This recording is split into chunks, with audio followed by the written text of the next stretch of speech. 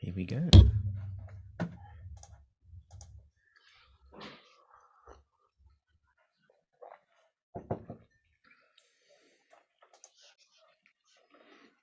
And we are just about live, I think. Yes, here we go. Are we live now? Here we go. We are live. Exciting. Excellent. Make sure I don't get any feedback. So, today we're going to Excellent. be... I mean, welcome to... Yeah, go for it. You go there. Actually, I suppose we should just say that. Yeah, today we're podcasting from across the world. I'm here in London, and Io, where are you? I'm in Lagos. Hey, it's just, isn't the wonders of technology amazing? Brilliant. Absolutely. Yeah. Couldn't imagine doing this 10 years ago, or even 5 years ago. It just wouldn't have been as smooth. Let's hope it is smooth. Let's see how we go. Well, I mean, so far so good. So I don't see any reason why it won't keep that pace. Yeah. Excellent. Yeah. So today we're talking about The One Thing, which is a book. It's been around for a few years, actually. It's called The One Thing. It's by Gary Keller. Looks a bit like this, if you're watching this on YouTube. And there's I'm just wondering when they first published this. I just thought I'd have a look on the front of the book, but that page seems to be... Yeah, Gary's got a co-author, actually, J. Papasan. But the copy I have is actually white. It's not yellow. So. First published in the UK in 2013. So it's been around a little while. I thought it was even older than that. So at least 10 years. This copy looks about 10 years old. It's all brown around the edges. But there's a quote right in the start of it, which is apparently a Russian proverb. If you chase two rabbits, you will not catch either one. I think it's a good place to start, isn't it? I mean, it's an excellent quote, isn't it? I mean, you don't need a quote to tell you if you can't really chase two rabbits, right? Because unless they are both going in the same direction, running right one behind the other. If you've got two rabbits roped together, you might catch them both. In fact, if they are roped together, you probably will catch them faster as well. Which would be quite stupid of the rabbits to do, Well, anyways, I mean, let's. So I mean, this episode of the podcast, we want to obviously, like we did in prior episode, talk to you about the various lessons, from the book and how potentially we've applied it. On this episode, I'm very lucky that I'll be the one that will be posing the questions to Chris. And I think we should just get right into it if you're ready for it, Chris. Yeah, let's go for it. Let's go.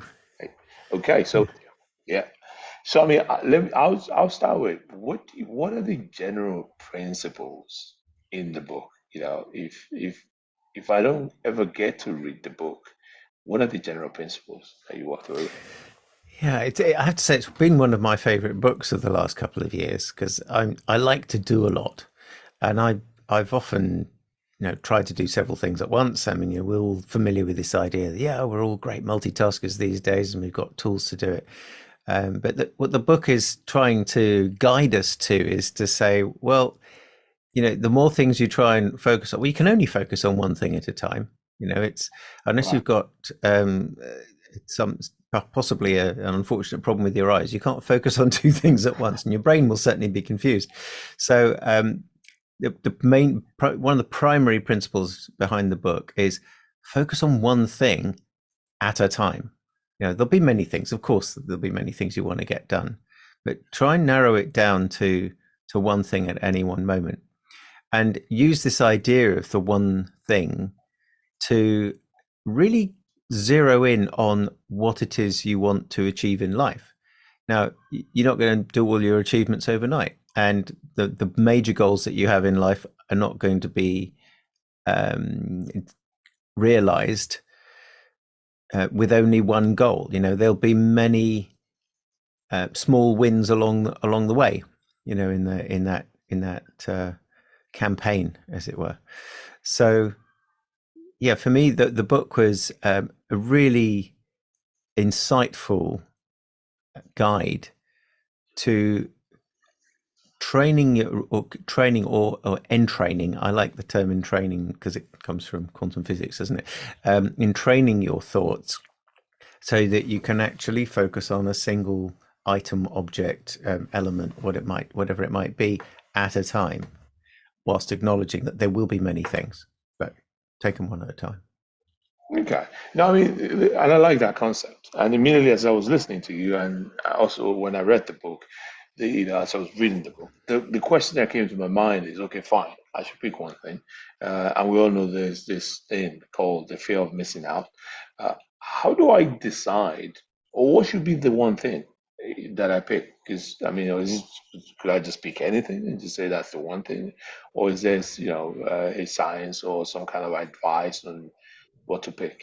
That's the one thing. Well, we might get into a bit more into some of the mechanics of it later on, although they're best described in the book. So if you really want to get into the mechanics of how it works, the best thing to do is actually grab the book or grab one of the many summaries that are out there. Perhaps I'll put. I like going through books on Scribd, and I really find that incredibly useful. If I'm trying to understand a book, I'll listen to a summary of it first, and it helps to build that framework in your mind to build the rest of your knowledge and learning on. But that's a bit of an aside. So there's a key formula in the book which can be used over various time frames, and it's this test, this phrase that you use to test or to extract or evaluate what it is you're going to do, as it were, now or next. And it is, Right. what is the one thing that I can do in whatever time frame it is that you're looking at, the doing of which makes everything else easier or unnecessary. And when you stop and think about that expression for a moment, there's something really quite magical in it. We've all got massive to-do lists, long as your arm or long as several arms. And I tend to call them might-do lists rather than to-do lists, because some of the things I'll never get to. Right. An old manager of mine talked about his manager, actually. He said he worked for English Heritage, and they of course are responsible for all kinds of buildings and wonderful places around the UK with historical significance, but they don't have the money to look after them all. And these various proposals would come to him, and they would go into the in tray, and the in tray, then he would pick them up and he would deal with it, and it would be urgent. Then it would go into the next one, which was really urgent. And then the next one, which is really, really urgent. And the next one, which is too late because the building had fallen down. And in that previous process, they were rather hoping that some philanthropist or someone who's really passionate about a particular building would come along and pick it up and rescue it. And then they'd make their lives terribly difficult with all sorts of rules. But anyway, back to the book. So what's the one thing that could make everything else easier or unnecessary? If you imagine, if there's something you can do in the time frame, let's say it's, you're just deciding what to do between now and tomorrow.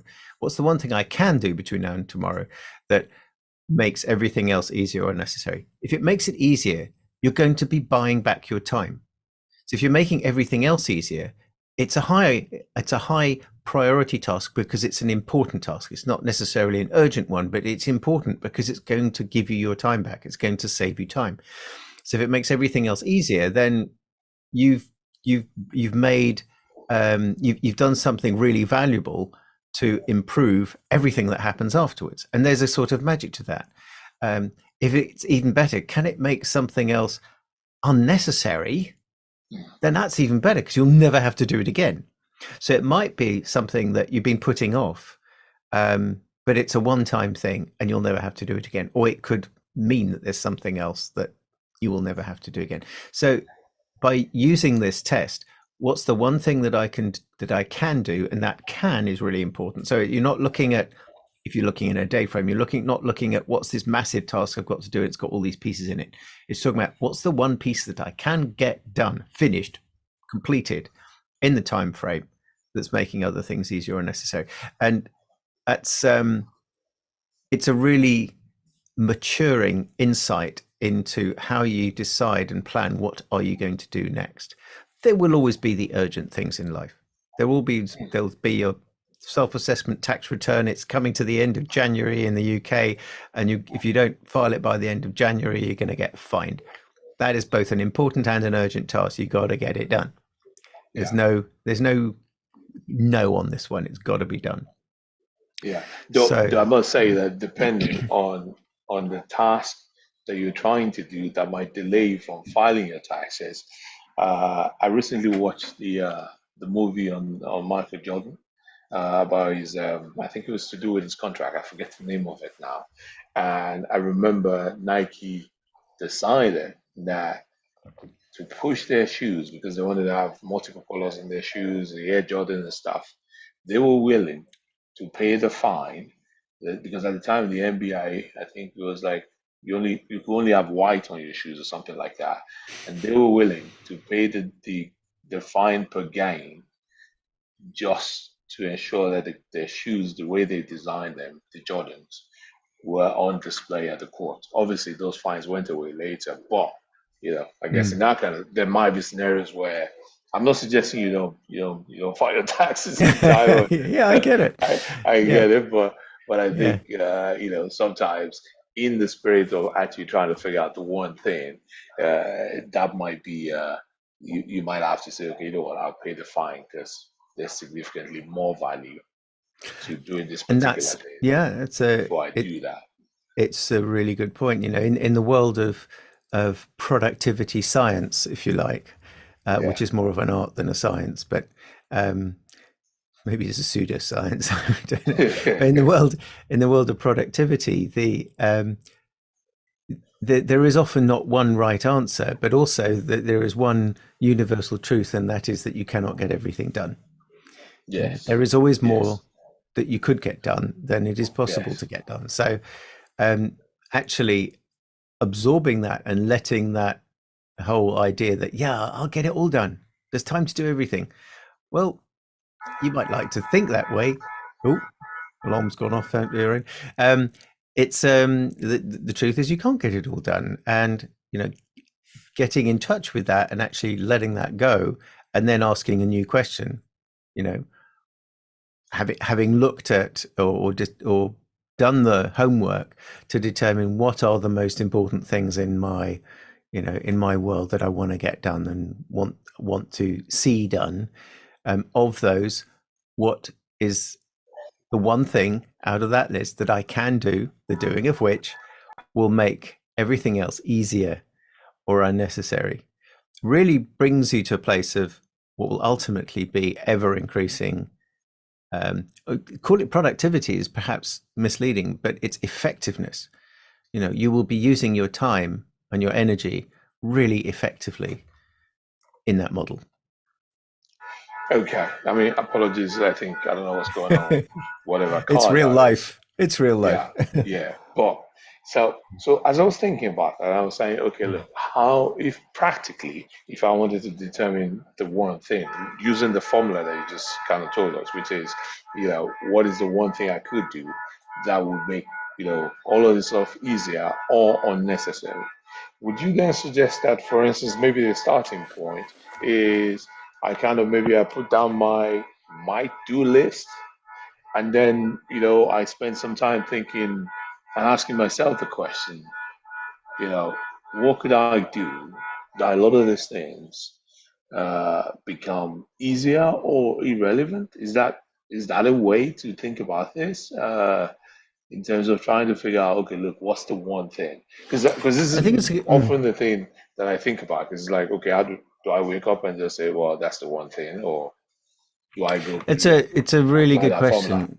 Yeah, it's a really good question. I mean, what's the broad process of doing this if you're doing it right? And I confess I'm not an expert at actually carrying this out because of course I'm a bit squirrel minded, and I like to go and do the next shiny thing. So um, I think the model works best when I used the phrase earlier, done the homework. So the homework in this case is you've gathered together your might do list, or your the in at a high level, perhaps not at too detailed a level at this stage.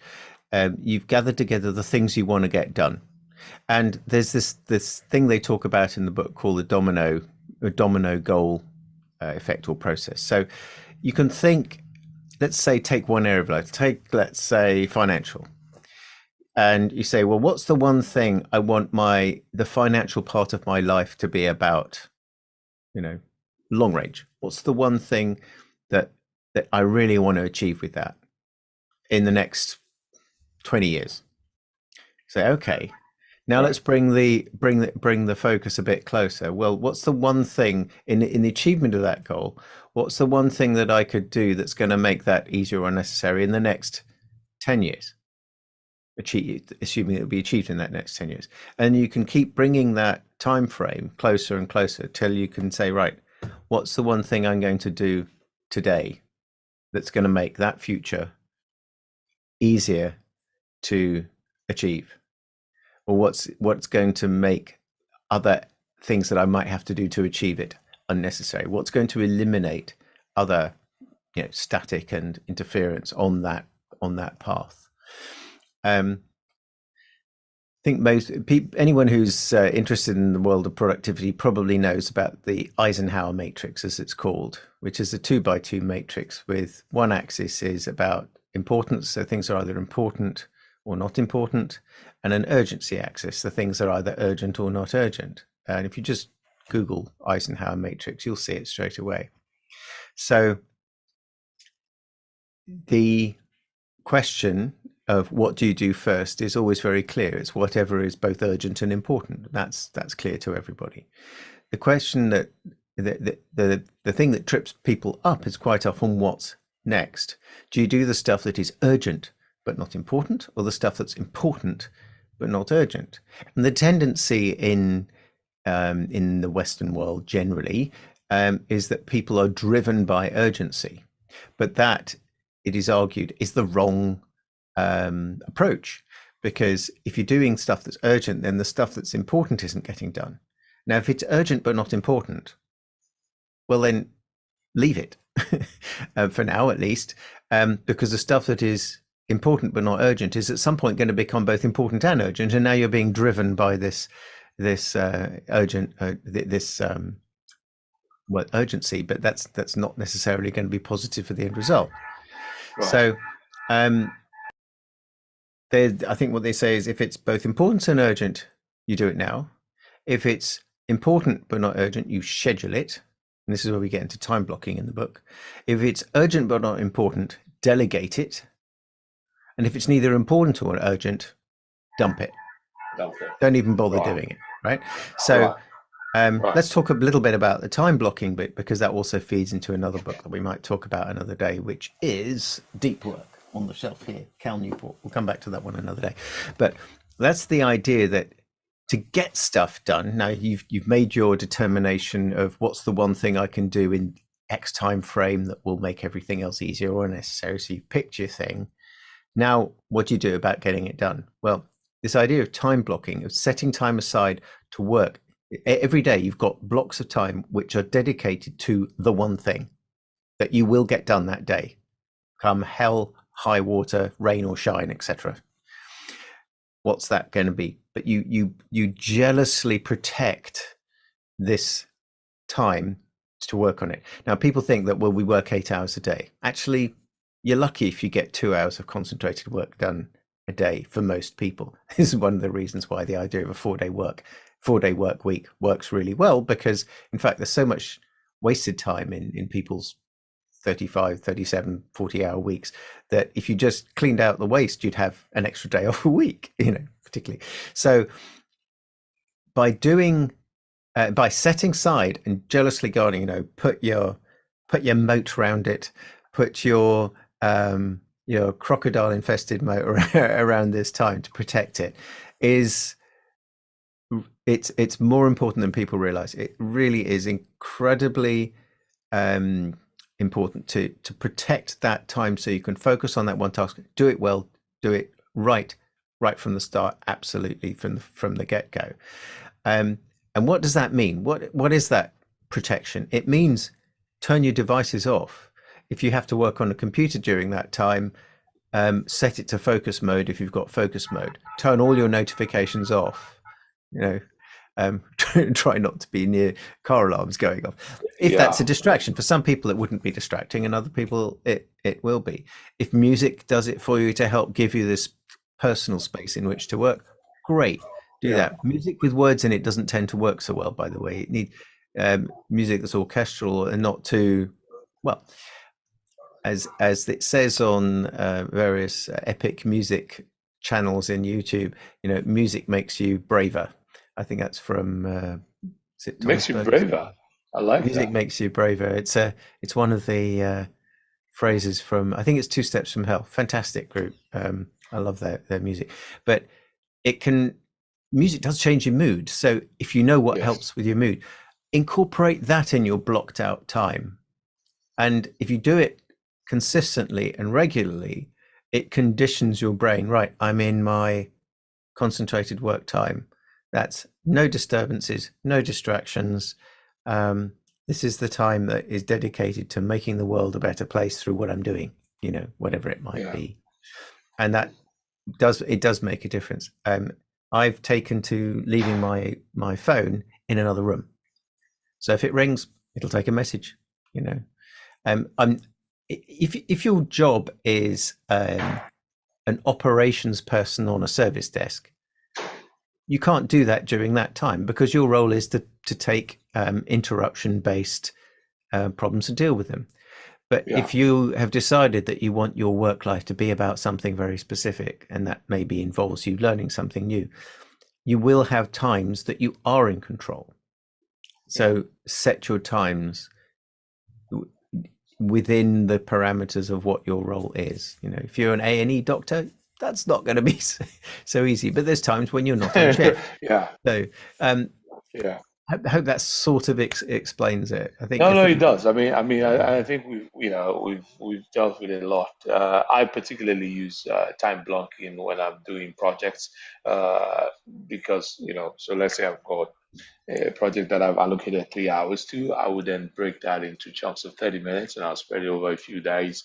And the reason for that is to just keep me excited and fresh on what I'm doing, because sometimes I find sitting down 3 hours to do the same thing can just be the diminishing return sets in for me. That is, so yeah, yeah, I chunk it, and I think for anyone listening, you've got to figure out your working style, how you're the most productive, when you are the most productive, and then that's when you want to kind of use your time blocking and design it in a way that that makes you the most productive that you can be. yeah, Uh, but yeah, we've covered a couple of things. The process of write your list and then figure out a formula. Use the formula to determine what your one thing is. You've spoken extensively about time blocking, and so I wanted to ask you this. I mean, one of the things in the book is the fact that look, multitasking is bad for you. It's bad, right? And the yes, question is, A, why is it that multitasking is bad for you? And B, how can, and I think you've answered some of it a bit, but what are practical tips on not to avoid that, on not multitasking? yeah. So there's been quite a lot of research into this in recent time, um, as to what happens when you attempt to multitask and how long it takes you to get back onto the task you were started with. So multitasking isn't a thing. People talk about it as if it's a real thing. You cannot multitask. It's been very clearly worked out that or proved or experimentally explored that you can't multitask. What you do is task switch. So you're doing one thing, you switch to another thing, you switch back, or you switch to yet another thing, and you're switching backwards and forwards. So multitasking is a myth. Um, what happens though when you do this task switching? What does it do to your effectiveness? Because that's really what we're talking about here. And the answer is that it takes, if you switch if you're paying full attention to something and you switch it to Right, something else, it can right, take it can take 20 minutes to get you focused back on the thing you started with. So it's very inefficient. Every time you switch, you are creating friction and interference between these different tasks and things that you're trying to achieve. So you can get better at it. Maybe you can reduce your refocusing time to 5 minutes even. But even then, if you're doing it frequently, you're introducing or adding on a very high overhead to what it is you're doing. You talked about just before using 30-minute blocks, which is very similar, of course, to the Pomodoro technique, where you have it's called Pomodoro because there is this kitchen timer that looks like a tomato, and you basically wind it up to 25 minutes. You work concentrated up to 25 minutes on that one task, and then it rings. You take a 5-minute break, and then you go straight back to it. So you might do 3 of those. That's a 90-minute block, and on you go. This is based also on the idea that human concentration, unless you really train it, has about a 20-minute span at the highest level of effectiveness. And after that, it starts to tail off. So you're better off. So the studies say doing 20-minute blocks. So it's like think of it like a graph. You've got 20 minutes of efficiency. It's starting to go down. So you take a break, you refresh, and then you're going back. And you got this, as it were, this trace. Whereas if you try to do 90 minutes, it's going, you've got this exponential decay of attention and energy, and it'll take you that much longer to regenerate or recharge. So because it's an exponential decay, the more frequently you refresh, my doorbell's gone now, the more quickly, the more often without being too often. So this optimization of refreshing every sort of 20, 25 minutes, 30 minutes or so will give you the highest amount of efficiency possible for the greatest bang for your time buck, you might say. Yeah, so there you have it, folks. Join me on that, 20-minute chunks, because the scientifically proven as the most effective. And so on to another topic, still within the book. And you started talking about it earlier on, but I wanted you to shed more light on it, which is around, you know, goal setting and how important goal setting is if you wanted to deploy, the one thing methods in your life or in your business.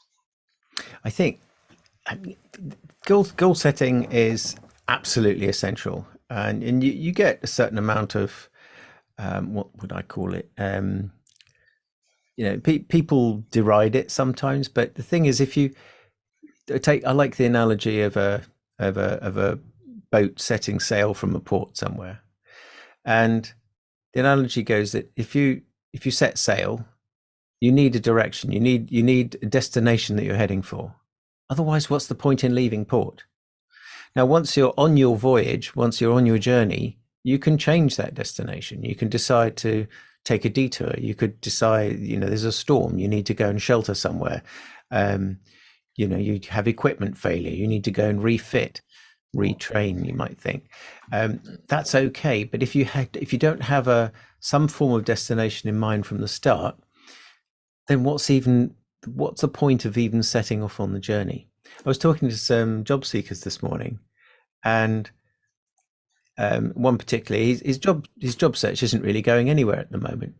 And talking to him, he said, "Well, I'm just not sure what I want to do." So I completely appreciate it. If you haven't got a destination, doing the work to get there is just like completely unmotivating. There's no There's no outcome point. that there's just no point to it. And I think humans particularly, we're goal seekers, whether it's the next meal, the next meeting opportunity, the next whatever.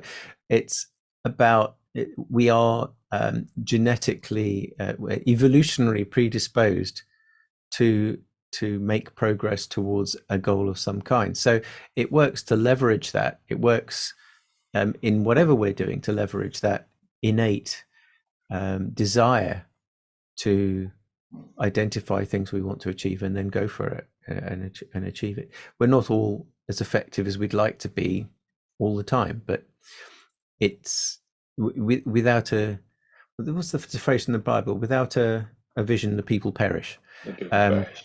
yeah, and it's it's the same. I think it's particularly the case in business. If you have no particular goal of what you want your business to achieve, or even if the goal is survival, then you need to get a good picture of what that survival is, and then you start breaking it down. And there's loads on the internet as to how to do that. That's beyond the scope of our discussion today. But yeah, I think goal setting, and yeah, we can set goals and then we stick them in a drawer somewhere and we forget about them. Goal setting is something that you have to do to be effective. Has to be done physically, and by that I mean have a pen and a piece of paper and write it down. Even if you if you work them out on a electronic format, okay, but then write them down physically. Get a pen, get a sheet of paper, and physically write them down. There's something magical about that. And I don't know what the science is behind that bit, but maybe it's because you're engaging more of your senses. You're physically in motion. So there's an aesthetic component. You're seeing what you're writing. So there's a visual component. You can hear the sound of your pen scratching. You've got an auditory component.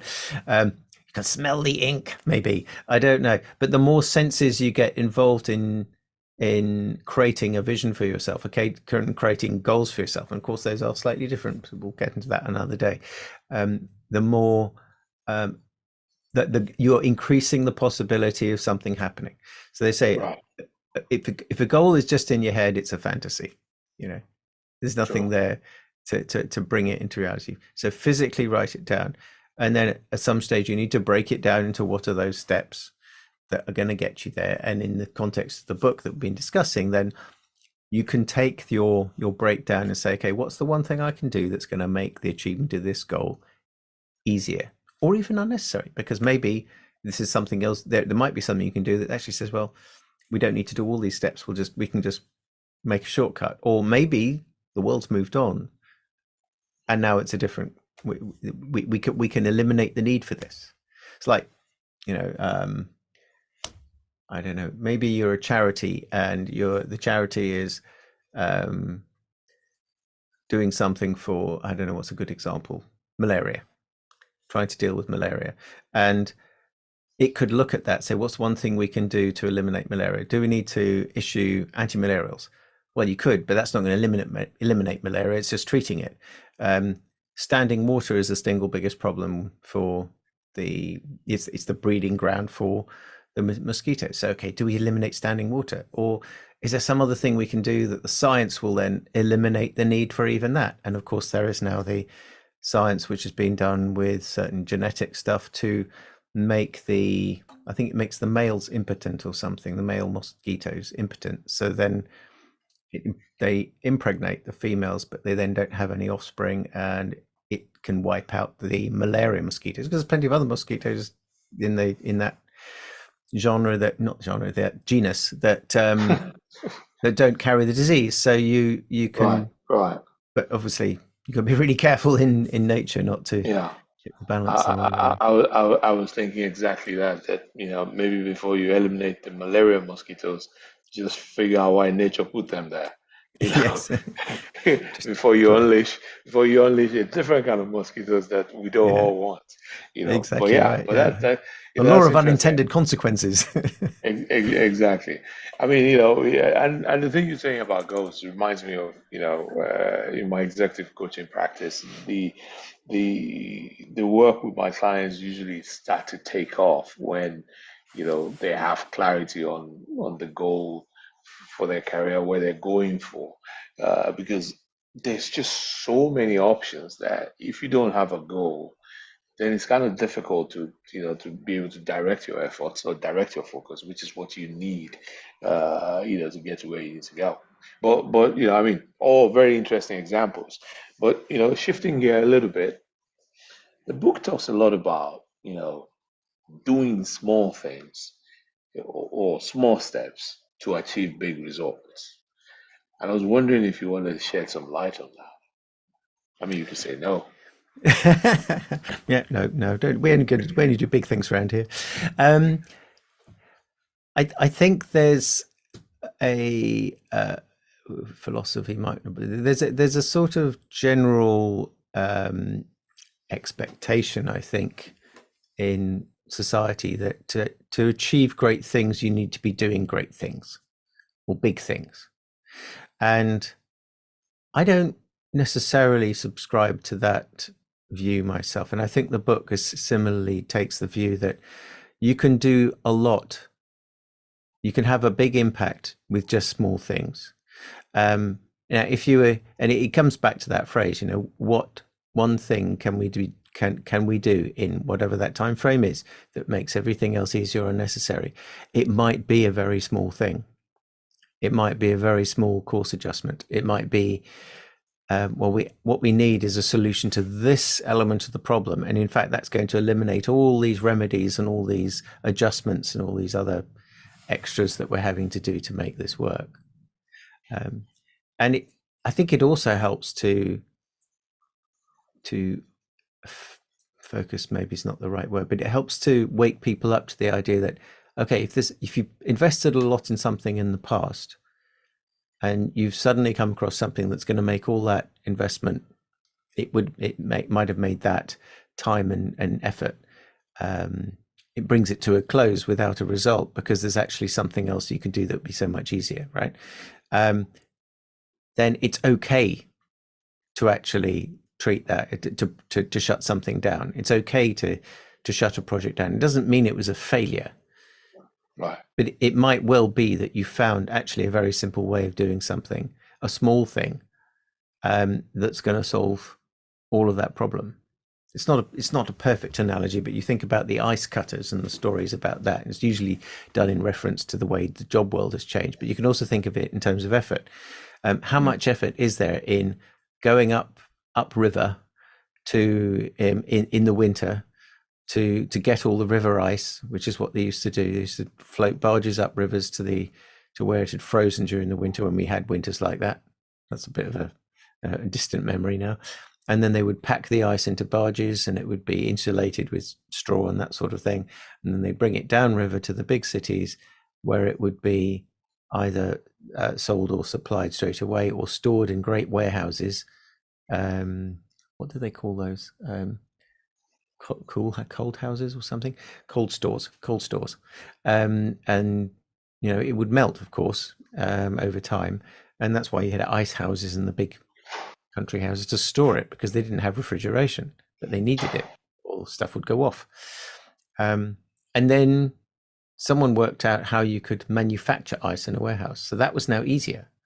So someone's invented this easier way and have realized it. That didn't do the ice cutters any good because they were now out of a job.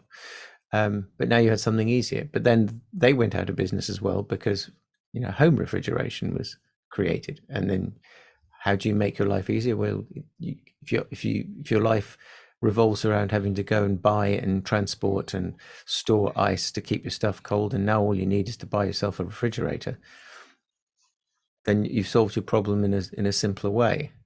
Now, yes, you had to earn the money to buy the refrigerator, but that's kind of a separate question. Yeah. I mean, so very fascinating book, and I've been, I think you also thank you because you shared a lot of insights today. I mean, the final question I'll ask you is not really a question, but well, I guess it is a question. Is I'll give you the final word in the book. What would you like anyone listening to this to walk away with?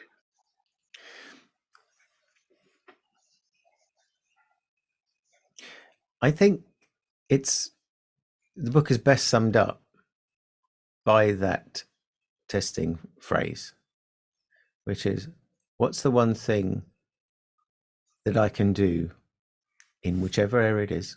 Let's say, what's the one thing I can do with my life, the doing of which makes everything else easier or necessary? And it's personal what that everything else is. So if my life is about making a difference in the world, and I'm thinking about, well, it's maybe climate change is a bit big, but what's one thing I can do that will make, that's a really appalling example, isn't it? What's one thing that I can do in time frame, the doing of which makes everything else easier or unnecessary? And then that it allows you to focus your mind on it, on the real problem, which is really the question there is, what's the most effective use of my time today? Yeah. I mean, look, I love that question because it's a powerful question on the manufacturing floor because that kind of question drives continuous improvement. You know, what's the one thing we could do? Yeah, I don't know, to save 10 seconds, which could be the difference between profit and no profit. Yeah. So I really like that question. So thank you for that. Yes, I the mean, aggregation of small things. Yeah. yeah.